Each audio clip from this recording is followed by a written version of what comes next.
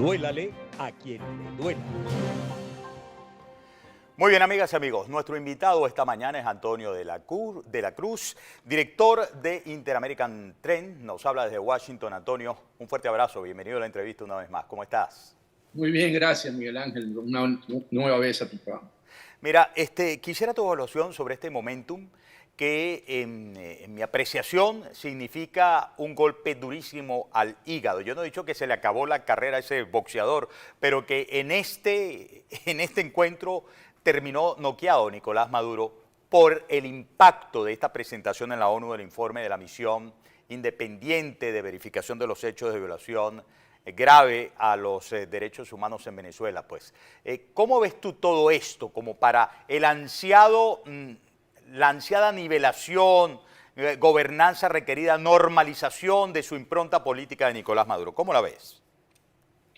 El informe sobre los derechos, la violación de derechos humanos en Venezuela y sobre todo lo llamado calificar los crímenes de lesa humanidad cometidos por el alto gobierno, definitivamente pone al régimen en una situación de debilidad ante la justicia, porque lo que hemos buscado siempre es que hagan la apertura del caso en la Corte Penal Internacional, que el fiscal Khan pueda ser acogida esa solicitud, que hasta ahora sigue siendo considerada, es importante, porque definitivamente ese informe pasa a ser parte de los hallazgos que pueda tener el fiscal Khan más adelante y le mete presión en ese sentido. Entonces, vemos que la justicia, que tarda, pero que sigue en su movimiento, debería llevar a un punto donde se abre el juicio, porque ahí sí cambian las condiciones. Una vez que se abre el juicio,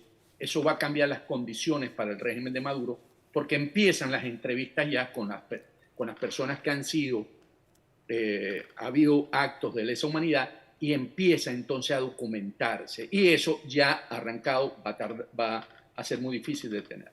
Ahora, dado que está destruida la economía venezolana, independientemente de que esté haciendo maromas a Nicolás Maduro, esta situación que se plantea de posibilidad de una réplica al informe en la activación o reactivación del caso a instancias de la Corte Penal Internacional, ¿le merma a la esperanza de Maduro de oxigenarse a través de Rusia, a través de Irán, a través de otros aliados de otro eje? En la CPI, en la Corte Penal Internacional, por supuesto, porque ahí la justicia es independiente y ellos no tienen el juego político que tienen en la ONU cuando realmente se presentan estos casos, ¿no? Que son por votos de todos los países. Entonces, sí le merma la capacidad a Rusia, a China, a los amigos de Maduro que lo acompañan en esta especie de que todos tenemos una propia democracia. O sea, aquí lo que se quiere es que todos estos países, y sobre todo China, que no se meta nadie dentro de la democracia de cada uno de estos países. Todos podemos tener una democracia personalizada. Entonces, en ese sentido, no lo logra en la CPI. En la CPI ahí funciona más ese vínculo que existe con los jueces que son representantes de países y que posiblemente no van a ser influenciados, pero toma lento el proceso. Recordemos que la fiscal anterior pudo haber hecho eso también y pasó todo su periodo y nunca hizo la apertura. ¿Cómo lo deja entonces puertas adentro? Puertas adentro, ya te estoy hablando, puertas adentro. Porque acabas de publicar un artículo en el cual declaras que Nicolás Maduro ya está en campaña electoral y además, dadas las circunstancias, es muy probable que adelante las elecciones para el 2023. Sí, fíjate, puertas adentro, lo que ellos ven es cada vez, este es nuestro espacio, esta es nuestra cárcel, nosotros no podemos salir de aquí, porque pesa todo esto que está ocurriendo en la CPI. Entonces, le pusiste una condición, lo restringiste nuevamente más a que su espacio para moverse sigue siendo Venezuela. Y Colombia ahora con su nuevo gran amigo, o su gran amigo de toda la vida, no sé si va a través de Piracordo. Entonces, ¿qué ocurre? ¿Qué pasa con Maduro? Maduro sabe que necesita que regresen a Venezuela las transnacionales para poder abrir todo lo que destruyeron en estos 23 años. Entonces, y la condición que ha puesto Estados Unidos es el diálogo en México y que se abra una hoja de ruta para poder, electoral para poder cambiarle la licencia sobre todo a Chevron, y Chevron sería la primera, pero de ahí vendrían todas las demás. En ese sentido, Maduro entiende que está obligado a sentarse en México para acordar esa hoja de ruta. Y por eso él necesita verificar que él tiene una posibilidad de poder seguir en el poder. Y por eso ya Maduro está en campaña, ya Maduro hace a través de todo lo que viene sosteniendo en el país, es ir amarrando ese proceso, y me recuerda mucho, y tú te debes acordar, el 2003, cuando Chávez perdía ese referendo revocatorio y lo alarga un año más al 2004. En aquel momento. Para meter las famosas misiones. Y eso fue lo que realmente cambió la intención de esa derrota que iba a obtener en el 2000. Pero Maduro entonces gozaba de un boyante mercado petrolero internacional y de una productividad en PDVSA que no se le parece en nada a la PDVSA destruida de hoy, entonces. Sí, pero había una combatividad interna en el país. Recordemos todos los procesos que se habían vivido, que había salido hasta del poder. Y eso es lo que lo tenía contra la pared, ¿no? En ese momento a Chávez. Ahora, ¿qué pasa con Maduro? Si Maduro no logra legitimar de origen el Ejecutivo, es muy difícil seguir trabajando en Venezuela. Entonces, él va a adelantar, para mí, y la información que estoy manejando es que él está adelantando estas elecciones para diciembre del 2023, ¿verdad? Y que habría un anuncio por ahí como en el mes de marzo, donde se nombraría una comisión para facilitar todo este proceso que viene, porque sería como tendría Maduro una mayor opción para poder retener el poder. Porque mientras los factores de oposición siguen buscando un candidato único, ya Maduro está en la calle. A través de ese 1 por 10 que todos sabemos que es para controlar el voto. Lo ha llamado del buen gobierno, pero es básicamente para ir contabilizando cuánto pueden tener en un sistema donde puedan controlar la votación ese día. Entonces yo veo que Maduro, en cada uno de los actos que viene haciendo, y sobre todo lo está disfrazando a través del 1 por 10, del buen gobierno, él viene haciendo una gestión para poder obtener el control social de la población. Y ahí creo que lo podríamos poner en paralelo con lo que se conoce siempre la Unión Cívico-Militar, porque además lo está haciendo a través de las brigadas civiles militares en los estados donde están los militares. Entonces amarra también al componente militar que de alguna manera, al actuar con los sectores civiles, muestran una señal de que están funcionando y que pueden lograr un resultado para un proceso electoral en diciembre de 2023. Ahora, ¿qué tanto rédito le puede dar esa cuenta? Porque de acuerdo a todas las encuestas, independientemente de que no se alineen directamente por el descrédito que tienen ellos internamente, me refiero al grupo de la oposición, ¿no? La oposición política partidista tradicional, cerca de entre un 60 y un 70% definitivamente clama por cambio en el país. ¿Y con qué se sienta la cucaracha? Diría yo, ¿con qué Nicolás Maduro puede no solamente encantar, sino convencer a esa gente? Si no tiene plata para resolver el problema de los servicios públicos, no tiene plata para hacer realmente efectivo y una solución permanente y eficaz el tema de los CLAP, etcétera. ¿Con qué se sienta la cucaracha? Perdón porque la pregunta sea así. A ver. Tiene pocos recursos. Todos sabemos que tiene, por ejemplo, el 20%, y eso es de las actividades ilícitas del Producto Interno Bruto. Eso está alrededor de unos 10.000 millones. Por las exportaciones ahorita puede estar alrededor de unos 8.000, 10.000 millones. Y tiene pocos recursos, pero tiene recursos todavía para poder hacer una gestión de consolidar el amarre de los votos, ¿no? Entonces, en ese sentido, te voy a dar un ejemplo del estado Zulia, en la que me dijeron de que en la parte del oeste, Maracaibo Oeste, que es el centro, vamos a llamar, electoral más grande del estado Zulia y de Maracaibo, él viene haciendo una gestión ahí para resolver la gente ahí, porque definitivamente, como lo dijo Bombelende, el hambre es un arma para Maduro para poder controlarte después en términos de tu voto. Entonces se tuvieron que inventar los bici taxis. Estos jóvenes tuvieron que buscar una solución, y en la que tienen un cajón frente a la bicicleta, seguro que tú los has visto, para tener un ingreso.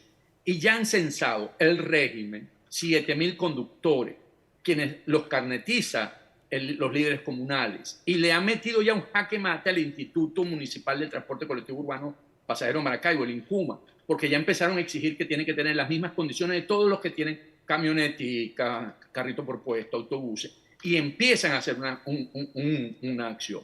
Y cuando tú sumas cuánto me dijeron, cuánto están haciendo promedio día básico, son $40. Me dijeron 70, pero 40. Eso te implica que esta gente está recibiendo 50 veces más que lo que es el salario mensual.